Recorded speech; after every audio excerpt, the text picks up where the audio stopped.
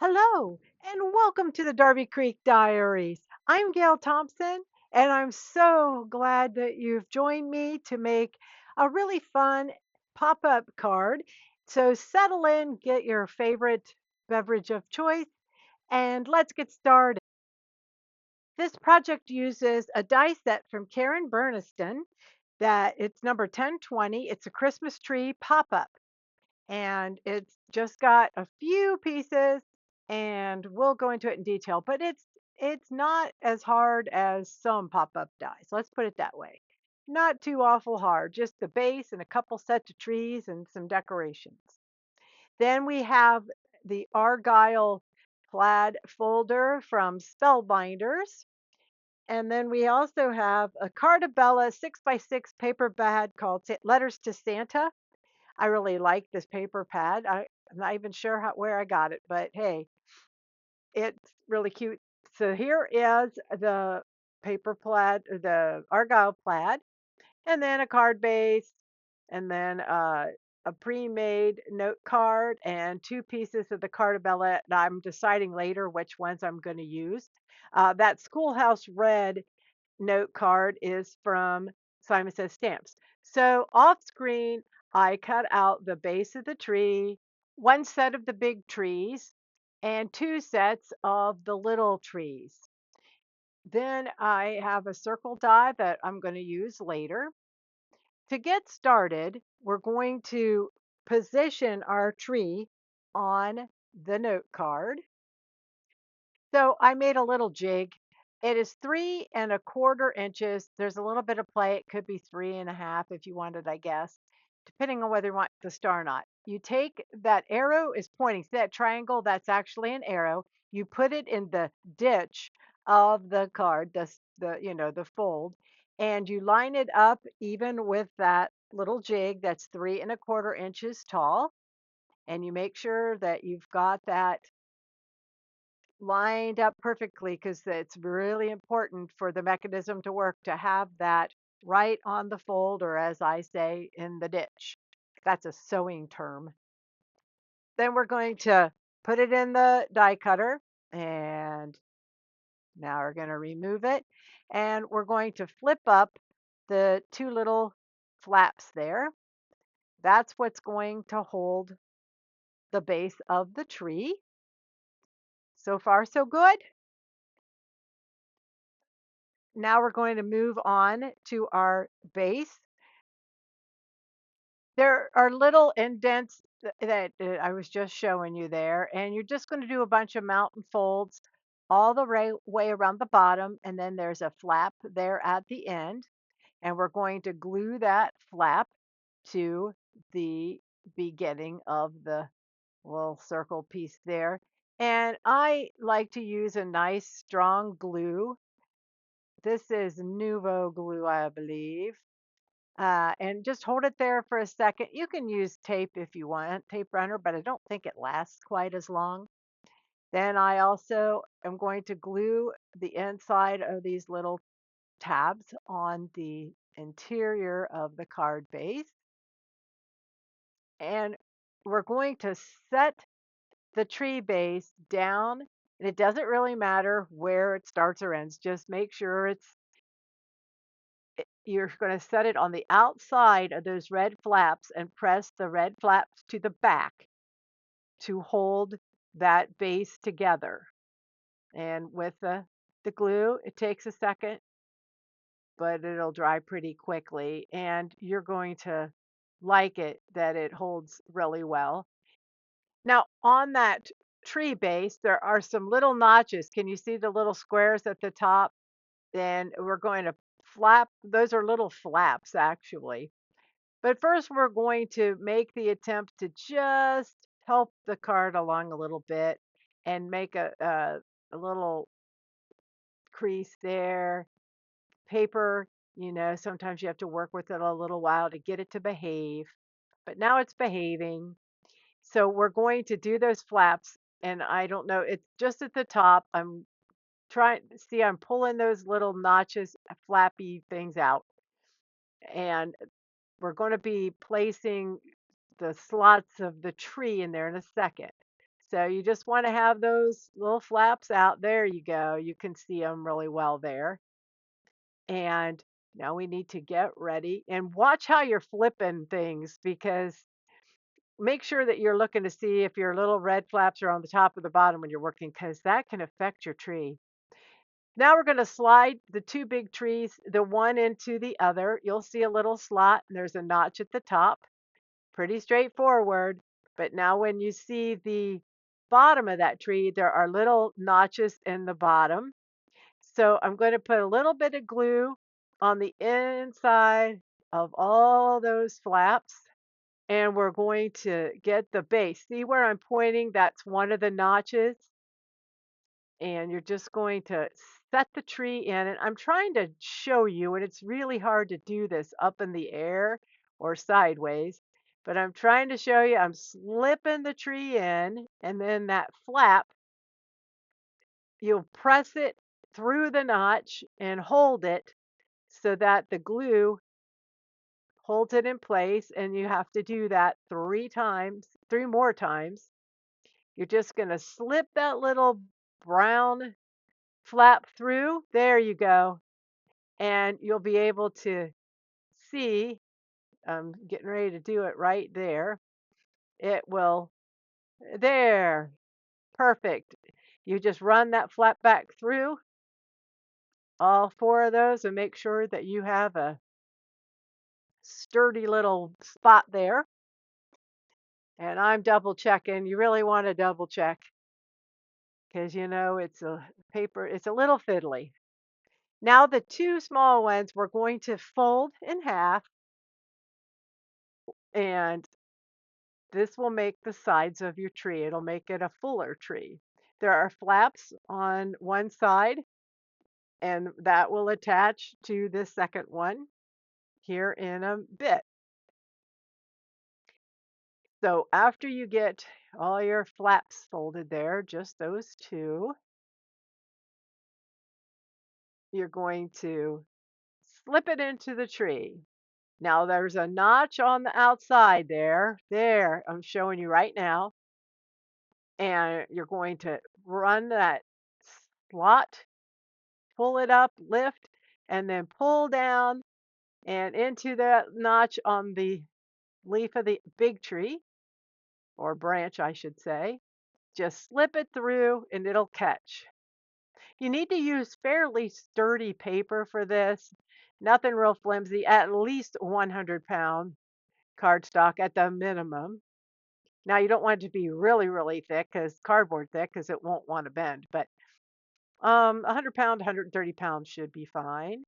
Now I'm repeating this on the second side, just sliding that small one through and flipping it under that notch on the big tree.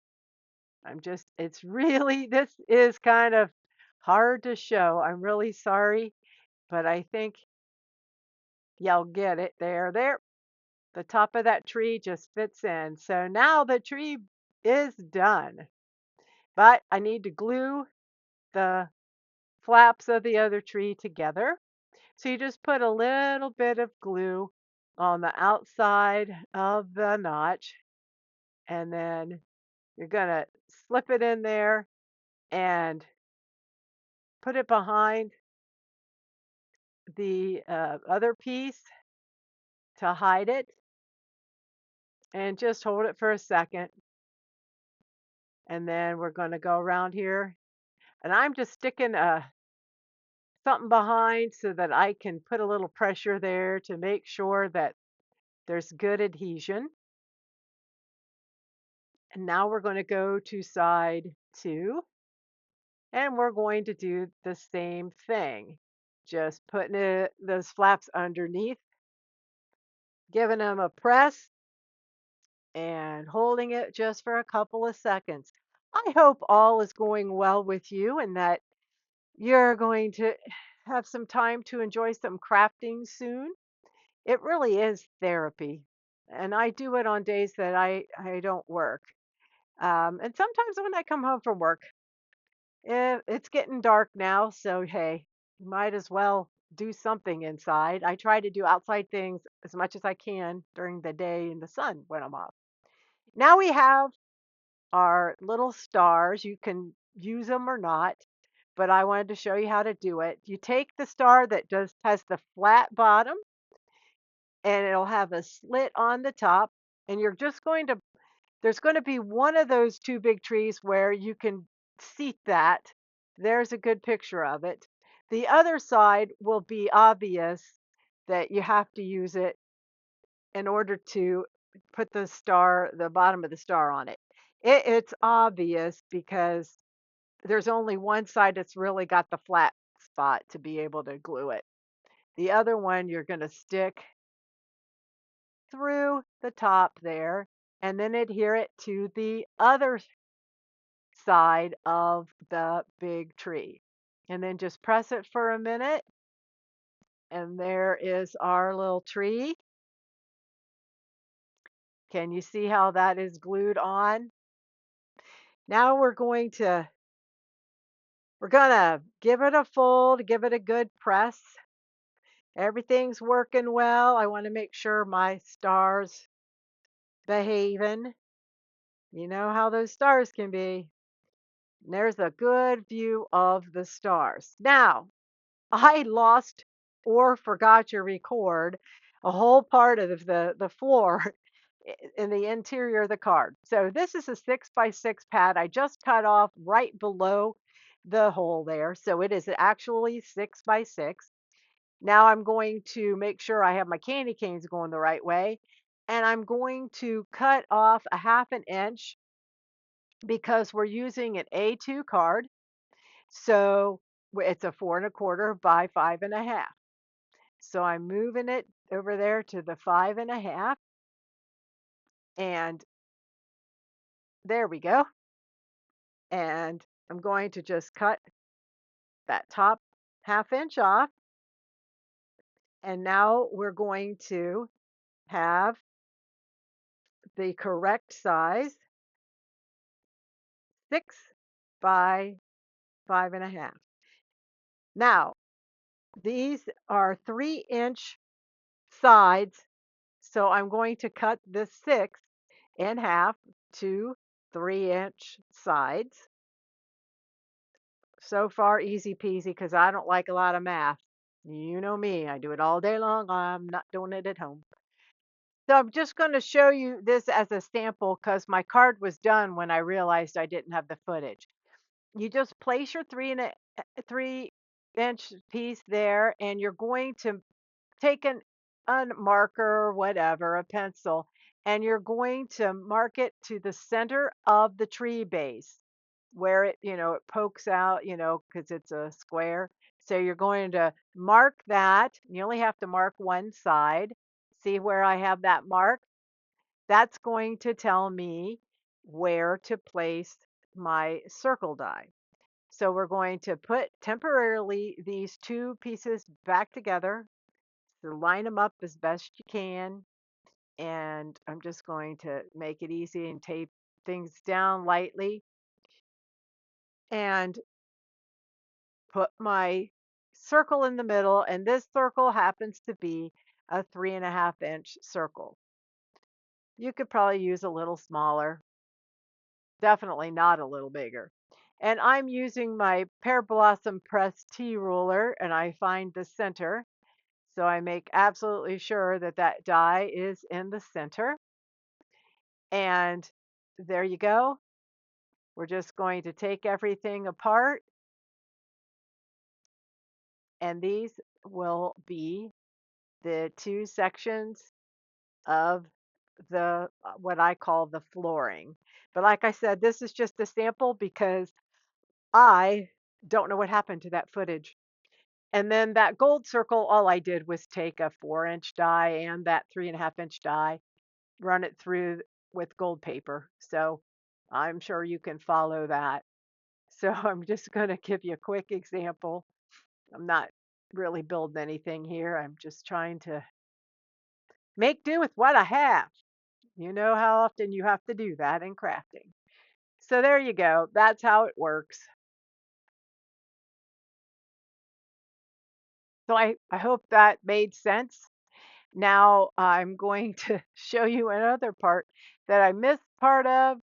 Oh, I wanted to also say there's a ditch on purpose. That's where the fold is. You want to keep that clear of any other obstructions. So always leave a little bit there in the center. Now, somehow I managed, this must have been all at the same time. I'm putting some embellishments, some Trinity stamps. Uh, those are glitter confetti. I'm making them just different sizes of circles, keeping everything very flat. I'm only using the colors that are in that floral bottom there. And you didn't need to really watch me do the whole thing. It takes me forever. So that's what it looks like. But there's all kinds of things. She's got, Karen Burniston has an add-on kit where you can do hanging ornaments if you want. But today I'm keeping it simple because I'm trying to show you a bunch of things and I don't want to go too long. It's just a longer video than I normally do. So now I'm covering the back. Just make sure you don't put glue where the pop-up square hole is. And now I'm covering the front. My glue gets cold down here. I'm in the basement or the craft cave. And so it takes a while for the fine tip needles to give me the glue. So I'm starting out with just a plain piece of cardstock cut just under 4 1/4 by 5 1/2. I thought I might as well leave that little bit of red there. And then another piece of the green with the plaid. And that is going to be, I'm guessing now, probably 4 by 5 1/2. 4 by 5 1/4. Just a little bit under. I really like that Argyle uh, embossing folder. I just got it. Now I'm taking that same 3 1/2 inch circle die and I'm just using it to trace a little bit because I'm going to do a bit of a free form wreath. I took the Simon Says stamp festive class, oh, must have been last month, and we made a whole bunch of embellishments and I had some left over. Unfortunately, none of these dies are available, but you surely have things right in front of you that you can use and you don't have to buy a thing. So I am just kind of following that pencil line, making myself a circle. I'm only gluing the center because I thought I would zhuzh up the leaves a little bit. Plus, you want to be able to tuck them under the branch under the branch ahead of you. I mean, I did anyway. Um, and there we have our wreath. Now, wreaths don't have to be perfectly round. Now I'm zhuzhing up the ones that stick out, and then I realized that's a little premature because I still have to put the big piece die on there. Go me. And I'm sort of positioning things, seeing how I'd like them. That looks pretty good. So I'm going to start putting a little bit of foam tape behind the piece and pop that up a little bit. I don't like to, we really don't need more thickness. I think this card's probably one you would hand deliver. And then I'm standing up because I always do and just plunking down the piece. That's another Simon Says Stamp class die, but there are loads and loads of dies with the shadows that I'm sure you have. And then there's just this kind of a loose poinsettia. That class was with Tim Holtz and Heidi Crow. And so we spent an afternoon crafting away, and there was a kit. And I normally don't do it, but something made me do it this time. I'm poking my X-Acto knife into the side of the little foam squares. That's a great way to pick them up. And then I'm gonna peel all the backs of these off, and I'm not gonna bore you with that either. Well, I'm boring you with a couple of them. We're in the home stretch. So I'm positioning this using it sort of like you would a ribbon and placing it down. And there is the exterior of our project, and there is the interior of our project. I hope that you enjoyed this and that you'll give it a try and that you will like and subscribe and come back and see me and tell your friends and have a wonderful, wonderful Thanksgiving and Christmas. And I'm sure I'll be back very soon. There are tons of videos in my library. Go check them out. Have a great day. Bye bye.